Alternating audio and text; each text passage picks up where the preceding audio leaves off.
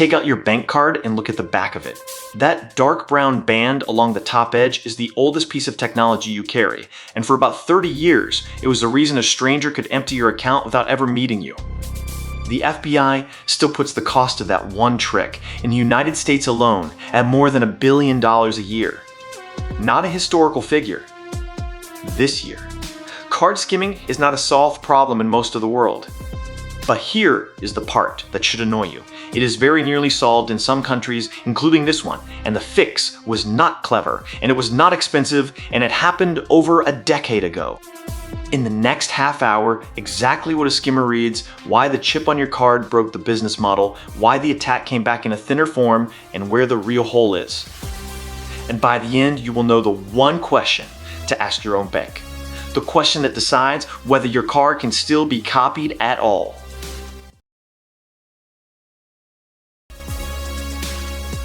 Start with a stripe, because everything in this episode follows from one property of it. That brown band is magnetic tape, the same material as a cassette tape, laid flat and stuck to a piece of plastic. It stores data by magnetizing tiny regions in one direction or another, and a reader head picks that pattern up as the card is pulled past it. What is written there is short and dull. Your card number, the expiry date, your name, and some service codes, a few hundred bits in total. Less information than a single text message. Now hold on to the crucial property, because the entire first half of this story is contained in it. That data is static. It is written once when the card is made, and it never changes for the life of the card. Static means that a perfect copy is indistinguishable from the original. There is no serial number that ticks over, no counter, no code that expires. If I have the bits, I have the card. And that is not a flaw somebody overlooked.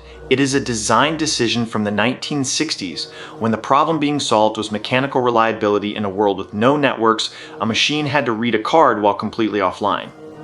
The stripe was, for its time, an excellent piece of engineering. It made cash machines possible. It made paying by card in a shop possible. It is one of the reasons ordinary people stopped carrying serious amounts of cash. The trouble is that the world it was designed for stopped existing, and the stripe stayed exactly the same. A technology built to be trusted while offline was carried, unchanged, into a world where the people attacking it had electronics of their own. And I want to be fair to the people who designed it, because it is easy to be smug about this now. In 1969, a reader head cost real money, and the components to build one were not something a person could order. The physical difficulty of copying a stripe was doing a lot of the security work. That is the quiet assumption underneath the whole design. Not that copying was impossible, but that it was expensive. And every year afterwards, electronics got cheaper, and that assumption got weaker, and nobody went back and re-examined the decision that depended on it. This is worth naming because it is the most common way security fails. Not a broken algorithm, a true assumption that slowly stops being true in a system nobody is rereading. Now add the second component, because a card number alone is not enough to take money out of a machine. There is a PIN, and the PIN is deliberately not stored on the stripe. So an attacker needs two separate things, what the card says and what you know. Two different channels, and they must be captured together, because a card number without its PIN is worth far less, and a PIN with no card is worth nothing at all.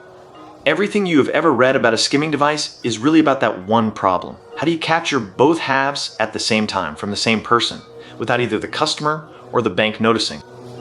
And notice what the PIN is doing in the design. It is a second factor, something you know, sitting alongside something you have. That idea is completely sound, and it is the same idea behind the code your bank sends to your phone today. The weakness was never the concept. It was that the thing you have was trivial to duplicate, so the whole system was resting on the 4 digits, and 4 digits typed in public on a keypad in front of whatever happens to be pointed at it. And I want to be clear about the level this episode operates at. I am going to explain why this works and why the defenses work, the way a museum explains a lock. I am not going to explain how to build anything, and there's nothing here anyone could follow. Because the point is not the trick. The point is that the trick has a known cure, and most of the world has taken it, and where it has not been taken, that is a decision somebody made. So here is what a classic skimming attack is, in shape. It is not a hack in the sense people usually mean. Nothing is broken into. No password is guessed. There is no network intrusion at all. It is a copying attack, and it is physical. A device reads the stripe as the card goes in, the same way the machine itself reads it, and stores what it sees. That is the first half. The second half is the PIN, and it is captured separately by watching the keypad or by sitting on top of the keypad so that the number the customer types is recorded as they type it. Neither half touches the bank, neither half touches the network. From the bank's point of view, nothing whatsoever has happened. A customer inserted a card, entered the correct PIN, took some money, and went home. That is the property that made this so effective for so long. The theft and the loss are separated in time. The data is taken on a Tuesday and used weeks later in another country by somebody who has never been near the machine. And by the time the money leaves, there is no evidence at the scene. The device is long gone. The victim's card never left their pocket. The victim can often prove they were in a different city on the day the money moved, which is exactly the problem for everyone trying to reconstruct what happened. That separation is worth dwelling on because it breaks the thing every fraud investigation depends on, a link between a place and a loss. A bank looking at the withdrawal sees a valid card and a correct PIN. A police force looking at the machine sees no crime scene because the crime there was reading, and reading leaves nothing. The only way anyone ever finds the machine is backwards, by taking a pile of unrelated victims, finding the one place all of their cards had been, and working out that the common point is a cash machine none of them remember using in particular. That takes a long time and a lot of victims. Which means the delay is not a side effect of the attack. The delay is the defense from the attacker's side. Everything about the design is aimed at making the theft and the loss impossible to hold in the same frame. Now think about the economics, because criminal economics explain the shape of every security problem. One installed device might see hundreds of cards in a day. The cost of the attack is fixed. The yield scales with footfall. So the pressure is always toward machines that are busy, unattended, and unobserved. Not the branch lobby with a camera and a member of staff, the one on the street, the one at the back of a petrol station, the one that nobody who works nearby actually owns. And ownership turns out to matter more than any of the technology. A machine inside a bank has somebody whose job includes looking at it. An independently operated machine in a shop is the responsibility of a person who did not choose it, cannot service it, and has never been told what it is supposed to look like. The same logic runs to fuel pumps and unattended payment terminals generally. Wherever a card is used at a device that nobody is specifically responsible for inspecting, this attack finds room, and it is done for 30 years. And the counter pressure, the reason this was ever brought under control anywhere, is that the same economics run in reverse. If the copied data stops being spendable, every one of those devices returns nothing, and the whole business collapses on the cost side. Hold that thought, because that is precisely what the chip did. It did not stop the copying. It made the copies worthless. One more thing before we get there, because it is the detail people find hardest to believe. For most of this period, none of it required the criminal to be technically sophisticated at the point of use. The skill was concentrated in making the equipment, and the equipment was made once and used by many. The person standing at the machine needed no understanding of any of it. That division of labor is what turns a clever trick into an industry, and it is a pattern you will see in every episode of this series. Now look at the front of the card, the small gold rectangle. That is not a decoration, and it is not a memory chip. It is a computer. It has a processor, a small amount of protected storage, and it runs code. It has no battery. It draws its power from the terminal it is inserted into, and it holds a secret key that, if the card is built correctly, never leaves the chip. Not to the terminal, not to the shop, not to your bank over the wire. Here is the difference that matters. When you insert a stripe card, the machine reads data off the card. When you insert a chip card, the machine has a conversation with the card. The terminal presents the details of this specific transaction, the amount, the currency, the date, a random number it just generated. The chip takes all of that, mixes it with its internal key and a transaction counter it keeps for itself, and produces a short code. That code is called a cryptogram, and its property is the whole point. It is valid for this transaction and this transaction alone. Different amount, different day, different random number, completely different code. So now think about what a copying attack gets you.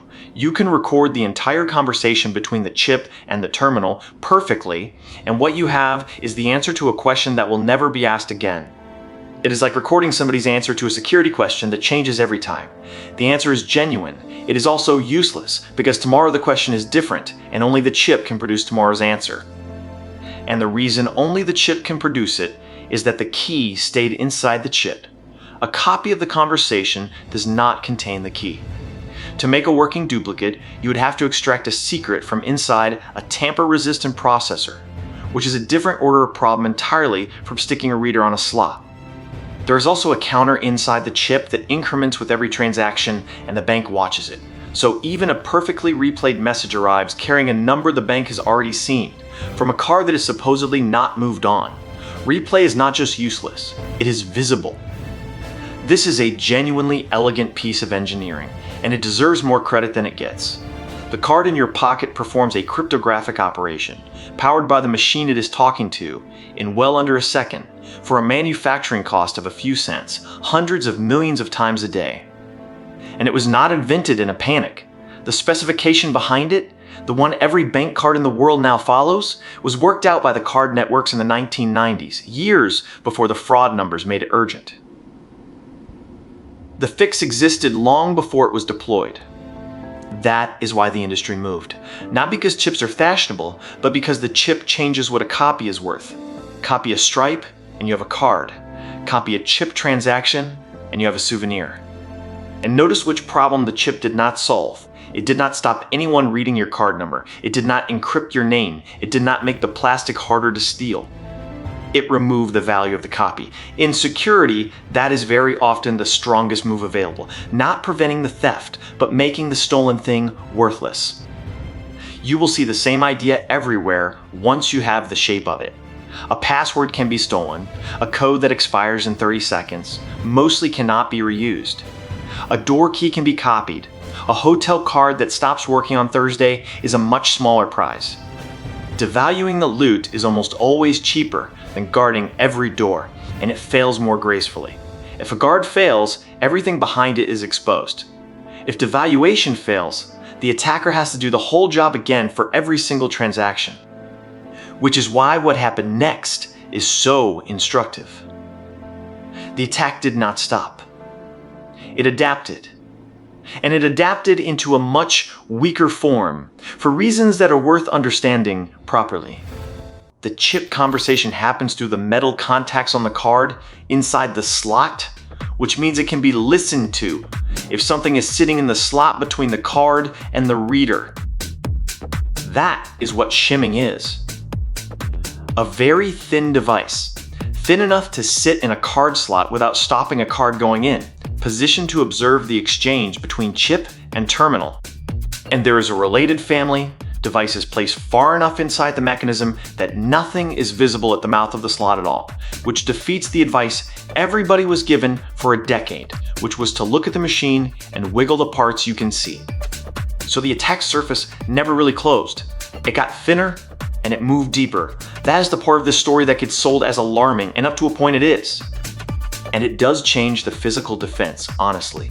The tampering people were taught to look for was bulk. Something added on the outside, a slot that sits proud of the panel, a keypad that feels thicker than it should. A device that lives inside the mechanism offers none of that. Machine operators have their own answers to this, and they are not things a customer can perform. Sensors that detect something in the throat of the reader. Mechanisms that move the card unpredictably rather than pulling it smoothly past a head. And routine servicing that opens the unit. Which is worth saying plainly because it reassigns the responsibility The generation of advice that told customers to detect tampering was already out of date when it was written. Detection at the slot is the operator's job, and it always was. But now, apply what you know from the last act, because this is where most coverage of shimming goes wrong. What does the listener actually get? It gets the card number. It gets the expiry. It gets that one-time cryptogram, which is spent the moment it is used and worth nothing afterwards. What it does not get is the key inside the chip, so it cannot produce the next cryptogram, which means it cannot make a chip card that works. Which leaves exactly one thing an attacker can do with the harvest: use the card number somewhere that does not require a chip. Online, where no card is physically present. And this is the whole rest of this episode, at a terminal that will still accept a magnetic stripe. And the online route has its own defenses that have tightened a great deal. The extra verification step your bank pushes to your phone exists precisely to make a stolen card number insufficient on its own. It is imperfect, and it is irritating, and it works. So the modern attacker is squeezed from both sides. The chip made the card unclonable. Strong customer authentication made the number alone weak online. Both of those are real wins, delivered in the last 15 years, and almost nobody talks about them. So sit with the actual state of things. The chip did its job. The cryptogram is unforgeable. The stolen data is inert on its own. And people are still losing money in enormous quantities in specific countries, which means the loss is not being caused by the attack. It is being caused by something the defending side chose to keep. And that is the sentence I would like this entire episode to be remembered for. In a mature system, the vulnerability is almost never the clever new attack. It is the old thing nobody was willing to switch off. Here is the mechanism, and it has a name inside the industry. Fallback. Fallback is the rule that says if the chip cannot be read, the terminal may fall back to the magnetic stripe and process the transaction the old way. It exists for a good reason. Chips get dirty, contacts wear out, readers fail, and a shop cannot turn a customer away because a contact plate is scratched. It is the definition of a sensible compromise. It is also, precisely, the whole. Because if a Stride transaction is still accepted anywhere, then Stride data is still money. And everything the chip achieved is worth exactly as much as the weakest terminal that will take the old format. And the attacker does not need your local terminals to accept it. They only need somewhere in the world to accept it. Card networks are global by design. That is the product. Which is why the losses concentrate the way they do. Where issuers still honor Stripe data, skimming stays profitable. Where they stopped honoring it, the same devices harvest the same data and it converts to nothing. The United States is the clearest case, and it is not because American banks are careless. It is because the American market is enormous, fragmented, and full of terminals owned by small independent operators, and turning off fallback strands real customers at real machines. There is also no single institution that can order it. The American card system is thousands of issuing banks, several competing networks, and a very large number of independent machine operators, none of whom can switch anything off on behalf of the others. Compare that with a small country where a handful of banks share one domestic scheme and can meet in a room. The technical problem is identical in both places. The coordination problem is not remotely the same size, and the coordination problem is the one that decides the outcome. So the numbers stay stubborn. The FBI's own estimate is over $1 billion a year. The analytics firm FICO identified more than 231,000 American debit cards compromised by skimming in a single year, 2024. And notice what that number is measuring, not attacks, cards. 231,000 individual people, most of whom did nothing wrong, at machines that look completely normal, in a country where the chip has been standard for years. The chip was not defeated, the fallback was used. Those are different failures, and they need different fixes, and confusing the two is why consumer advice about skimming has been slightly useless for a decade. Because look at what the standard advice actually asks of you. Inspect the machine, feel the slot, cover the keypad, prefer machines inside a bank. The keypad advice is genuinely good, and I will come back to it, but the inspection advice asks a customer to detect a device specifically engineered to be undetectable and then blames them when they cannot. And that framing has a real cost, beyond being unfair. It teaches people that card fraud is a personal failure of vigilance, which makes victims embarrassed, which makes them slower to report it, and speed of reporting is one of the few things that genuinely changes the outcome.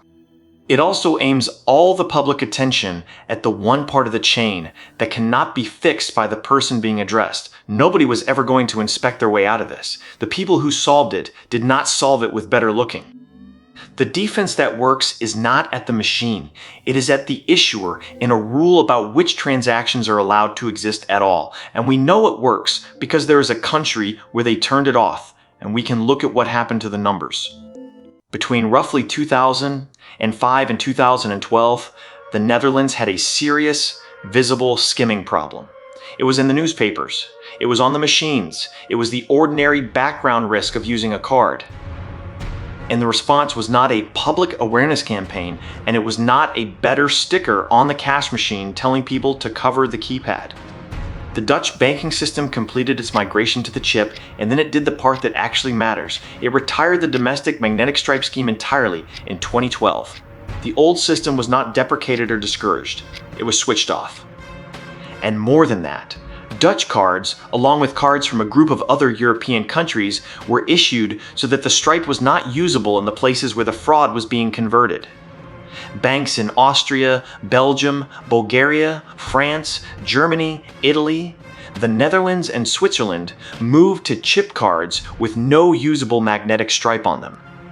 Read that list again, because it is the most encouraging fact in this episode. This is not one small country doing something eccentric. 8 banking systems concluded that the old format was worth less than the fraud it enabled and removed it. So what happened to the crime? Exactly what the economics predict. The attacks did not stop immediately. Installing devices is cheap and criminal industries have inertia.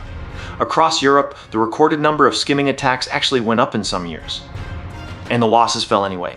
That is the pattern in the European figures: more attacks, less money, which is the signature of a defense working correctly. You cannot stop somebody copying data. You can make sure that when they do, there is nowhere left to spend it. Think about what that gap between the two lines means for the people doing it. Every device still costs the same to make, to install, and to retrieve. The revenue side went to nothing. There is no adjustment that fixes that, which is why the attacks eventually stopped as well. Not from enforcement, from arithmetic. In the Netherlands specifically, the damage from debit card skimming fell year after year through that period. By 2018, the total annual damage across the whole country was down around 1.2 million euros. And it is worth being precise about what did the work there, because 2 things happened at once and only one of them was the cure. Everyone got a chip. That is the part every country did. The stripe stopped being spendable. That is the part most countries did not. If you only do the first, you have handed every customer a better card and left the old door open behind them. That is, more or less, the position a lot of the world is still in, and it is why the fraud numbers in those places have flattened out rather than fallen away. For a national payment system carrying billions of transactions, that is close to a rounding error. Not zero. Nothing is ever zero, but a threat reduced from a daily hazard to a statistical footnote in about 6 years by removing an obsolete format. And I want to state the trade-off, honestly, because it was a real one and it cost real people something. If your card has no usable stripe, then when you travel to a country that still runs on stripes, your card may simply not work. That is not hypothetical. It caused genuine inconvenience, and it meant banks had to handle complaints from customers stranded at foreign terminals. Someone made a decision that the inconvenience was smaller than the fraud. And they were able to make that decision because the cost landed on the right desk. In a system where the bank carries the fraud loss rather than the customer, the institution that has to pay is also the institution with the power to switch the old format off. The incentive and the lever are held by the same hand. That alignment is not an accident of European culture. It is a rule about who bears the loss, and it is the single most useful thing to look for when you are trying to work out why one country fixed something and another did not. which is the actual lesson of this episode, and it is not a technical lesson at all. The technology was ready everywhere at the same time, the chip was standardized, the readers were available, the cryptography was identical in every country. What differed was whether anyone was willing to break something that still worked for a minority in order to close a hole that was bleeding for everyone. And that decision is genuinely hard, which is why I am not going to pretend the countries that hesitated were simply foolish. Switching off an old format has a guaranteed, immediate, visible cost, a named customer at a named machine who cannot pay for something. The benefit is a statistic that never happens to anybody in particular. Every institution finds it easier to accept a large diffuse loss than a small specific complaint. That asymmetry is not about payments. It is why old systems survive long past their safe lifetime in hospitals, in aviation, in the software running underneath your job. So if you take one transferable thing from this episode, take that. When you are looking at a system that keeps getting attacked, do not start with the attack. Ask what it still accepts that nobody has been willing to turn off, and ask who would have to absorb the complaint if somebody did. That is a governance decision, wearing a technical costume. And you will find the same shape underneath most of the systems in this series. The engineering was solved years before the risk was, because switching the old thing off is a political act and nobody wants to own it. So what do you do with this, concretely, before the end of the week? First, and it is the smallest one, cover the keypad with your other hand every time, including at machines you trust. The card half of the attack is engineered to be invisible. The pin half is still, in a very large number of cases, an ordinary camera with an ordinary view. And your hand defeats an ordinary camera completely. Second, use the chip or the contactless, and avoid swiping the Stripe when you have a choice. Every Stripe transaction you make is one that could have been a chip transaction. That is not superstition. It is the difference between data that expires and data that does not. Third, and this is the one almost nobody does, call your bank or open the app and find out whether your card can be used abroad on the magnetic stripe and whether you can turn that off. Many issuers let you block it, or block foreign use entirely until you travel. That single setting is the consumer version of what an entire national banking system did in 2012. If the stripe on your card cannot be spent anywhere, then a copy of it is not worth taking. And fourth, read your statements and read the small amounts. Card fraud very often opens with a tiny test transaction to check the card is alive, days before anything large happens. The small strange charge is not noise, it is a warning, and it arrives while you can still act. And if something does go wrong, report it immediately and in writing, and do not be embarrassed about it. In most European systems, an unauthorized transaction is refunded if you report it promptly. The protection is real, and it is weakened mainly by delay. The clock is the thing you control. One last note for anyone who manages machines or terminals rather than just using them. Everything defensive in this episode happened on your side of the glass: servicing, tamper sensors, and the decision about which formats a transaction may arrive in. Customers cannot see any of that, and their trust is spent on it anyway. The broader thing to carry out of this, and it applies far beyond your bank card, is that a system is only as strong as the oldest thing it still accepts, not the newest thing it supports. The oldest thing it has never got round to switching off. Next episode of Systems You Use Every Day, the Wi-Fi in your house. What the password actually protects, what it is never protected, and why the network in a cafe is a completely different animal from the one in your living room. If this was useful, follow the channel. New episode every Tuesday.